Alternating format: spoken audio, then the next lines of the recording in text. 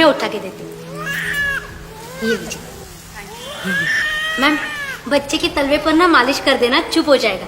मेरे बच्चे भी रोते ना तो मैं ऐसे ही करती हूँ, चुप हो जाता है। अच्छा, कितने बच्चे हैं आपके? 3। तो ड्यूटी के साथ साथ कैसे मैनेज किया?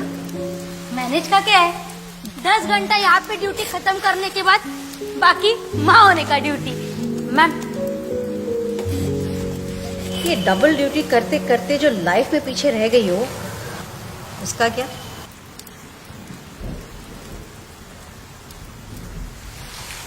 आपके हिसाब से आगे रहना किसको बोलते हैं मालूम नहीं, पर मेरे बच्चों के हिसाब से ना मैं हमेशा ही आगे हूँ। So sweet. अच्छा तुम बताओ, तुम तो पढ़ी लिखी लगती हो और यहाँ तुम्हें कोई जज करने वाला भी नहीं है। सच बताना, जब से बच्चा तुम्हारी गोद में आया है, तुम माँ बनी हो, तुम्हें नहीं लगता तुम्हारी फ्रीडम, तुम्हारे अपने सपने, इंडिविजुअलिटी सब खत्म हो गई? नहीं, इनफैक्ट जब से मेरी जिंदगी में आई है ना, मेरी फ्रीडम, मेरी इंडिविजुअलिटी, मेरी पहचान को जैसे एक और पहचान मिल गई है, माँ की। आसान है तुम्हारे लिए ये सब फिल्मी बातें कहना।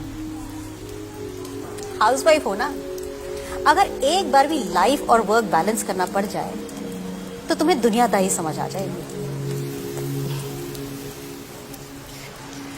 आसान नहीं था इस नन्ही से शैतान के साथ साथ इस पूरी डिस्ट्रिक्ट के लॉ एंड ऑर्डर को संभालना।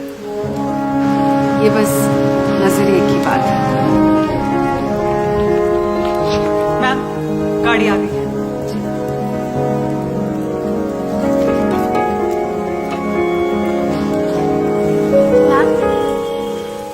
You are Seema Rastogi, SSP 86।